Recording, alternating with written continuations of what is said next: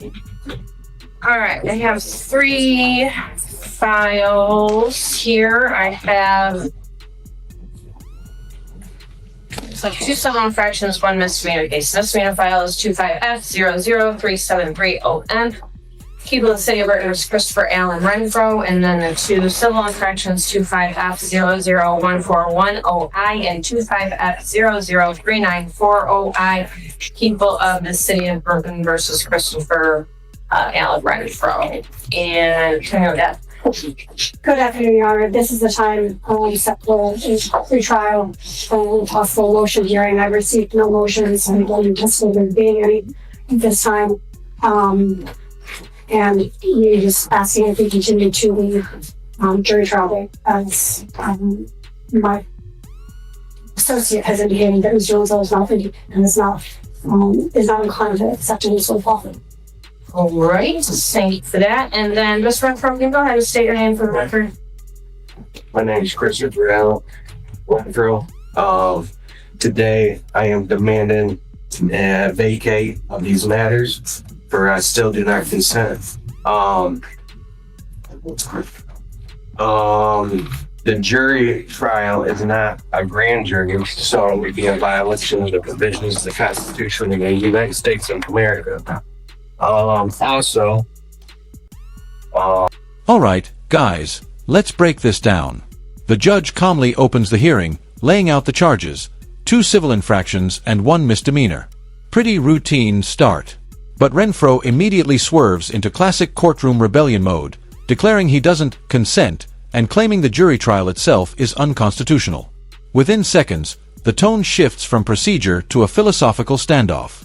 The traffic tickets were not criminal, which this jurisdiction is for criminal, so I might was vacated also. No, there was no proof nor burden that the testimony of the cop was true, and also no evidence. I still have not gotten discovery, which means it doesn't sound like plaintiff is ready to move forward either. So that's my statement. I demand that court to vacate these matters and restore them whole again. All right, thank you. So most of what you stated is incorrect, and I'm denying your request to vacate or dismiss. The proper term would be dismissed, but denying that request. One thing that you did mention, though, that I do want to talk about is the discovery issue. And so is there any discovery that Mr. Renfro needs that he does not have? There's a police report in the criminal matter, and then the tickets that he received. Has that been provided? I have no way to provide that to Mr. Renfro. He offered it to them previously, and did not take that. How would you like that to be given to you, sir? Well, the 24th was the cutoff, so we're past the cutoff, and that means that there's no discovery on either side. Renfro doubles down, arguing there's no proof, no verified testimony, and no discovery. It's a familiar strategy. Throw legal buzzwords at the wall and hope something sticks. The judge cuts through it quickly, calling most of it incorrect. Still, he focuses on the one practical issue, discovery. Ironically, the only legitimate complaint gets buried under Renfro's own refusal to accept it. What it means is that the rules in this court are set by me, and if you want discovery, don't interrupt each other. If you want discovery, because you just stated you wanted discovery, so if you want discovery, I'm going to make sure it happens. So if you want discovery, how do you want it in it? I don't. We're past the cutoff line, and I want to pay this. He doesn't want it. Well, if you don't want discovery, that's fine. In regards to work, also I want to mention, not right, but somewhat maybe along the path towards that somewhere. When you say that the thing about the civil infractions, so you're right, civil infractions are not criminal matters. They are civil infractions for a reason, because they don't carry any penalty of going to jail or anything like that. And so you are entitled to a jury trial on the civil infractions. You are entitled to a formal hearing. So my plan would be to have the formal hearings either before or after, depending on how it works out, the jury trial on the misdemeanor matter. Attorney Odette, do you have any objection to that? I have no other thing. The judge shifts into teacher mode, explaining the difference between civil infractions and criminal charges. Renfro tries to elevate the debate by quoting the Declaration of Independence and talking about consent to be governed. The problem? None of that overrides statutory law in a courtroom. The judge politely but firmly dismantles the argument in real time. All right, and Mr. Renfro, I know you don't want to be here, you don't want to do any of this, you don't consent to anything, but nobody here on a criminal case really consents to it. So, is that all right if we do those things at the same time, or would you prefer to come back on different days?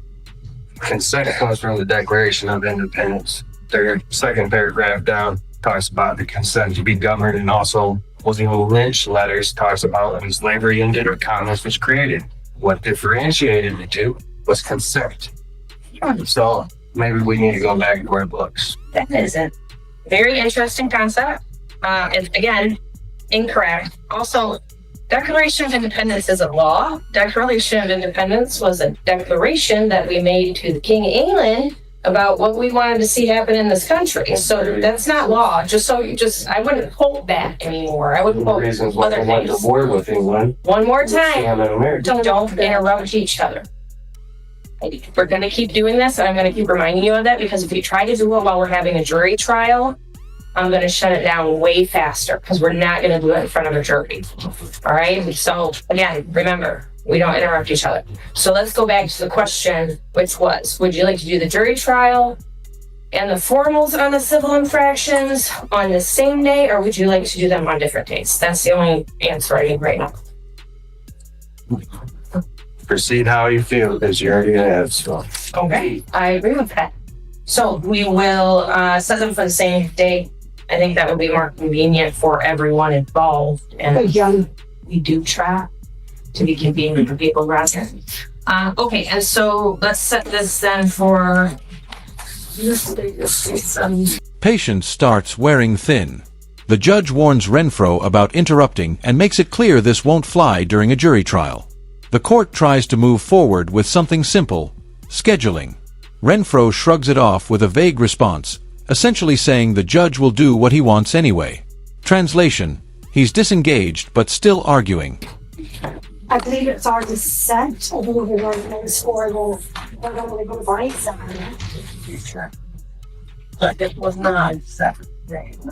If we set this for August 7th, Mr. Renfro, is that an acceptable? I know no date is acceptable to you, but are you free on August 7th? I'll be it. Okay. All right, you'll get a notice. We won't send any summons, but we will send a notice for you. Only someone's just sitting there. Well, if you don't show up, I'm going to issue a score for your arrest. So be fair warned. August 7th, jury trial, 2025, August 7th at 8:30 a.m. That will also be the same date for the formal hearings on the civil infractions. And like I said, I'm not real sure which ones we'll do first or last, but I'm thinking we'll probably do the jury trial first so we can get the jury in and out of here, and then we'll move on to the civil infractions. That way, if we have to come back the next day on the civil infractions, we have to bring the jury back. Last thing before we leave, Attorney Odette, you mentioned that. Now the court digs into logistics. Turns out there was already another jury trial date floating around, so the judge untangles the scheduling mess. After some quick courtroom math, the decision lands on August 7th. It's a small but important shift: less delay, quicker resolution, and fewer chances for procedural chaos. Actually, there's two more things I want to talk about before they. One, you mentioned that today was set for pre-trial and motion, and I do have as well have it. There was no stuff for motions, but I don't have any written motions filed. Did either of you file any written motions? I did not, Your Honor. Did you, Mr. Renfro? No, I've not. No? Okay. All right. So I don't know why that was set for that. I know you made an oral today. All right. Well, then that's not an issue. I will also note that right now the jury trial actually has a date for Friday, September 5th. Yes, that was the date that was submitted. This is the date for Mr. Vacate Case. Okay. And we are virtually instead of doing it coincide. Gotcha. And it just got more book. Gotcha. All right. So we want to do August 7th or September 5th. Let's say either day. So it'll be fine. Well, I think, of course, especially. I say August 7th is good days any, so we're gonna we had it originally set for we had July 25th. We had to move it if there was kind of this year's. Maybe I don't remember what happened that day, but it was something years. So then we moved it, but we'll move it back to August 7th. That way we can get Mr. Renfro in a little bit sooner rather than later. I think those are all the things that I wanted to cover, except one more time, Mr. Renfro. I know we've already talked about this, but it is your intention to represent yourself in this matter. Is that true? My intention to present this cause. Okay. You do not want me to ask the public defender's office to appoint you an attorney. Is that right? You don't want that, right? No. And you do not want to retain an attorney. Is that right? Right, I'm competent. I will see if it matters to myself. All right, you understand, I know we've talked about this before, but you understand that Attorney Odette and people that work in our office that are lawyers have law degrees, they've been through law school, they've been doing this for many years, and according to the people in the legal system, you are going to place yourself at a significant advantage by representing yourself. Do you understand that? Advantage? Yeah. At a disadvantage. I'm sorry, I didn't say advantage, at disadvantage. I see it another way, but That's fine. That's why people represent themselves and they think that they can do it. And you seem pretty confident to me. As long as we all respect each other and respect this room, everything will be fine and you can represent yourself. I don't have a problem with that. But if we start crossing those lines, that's when we're going to have a problem. Okay? All right. I think that's it for today. Thank you. May I approach the file cycle for Mr. Renfro? Yes.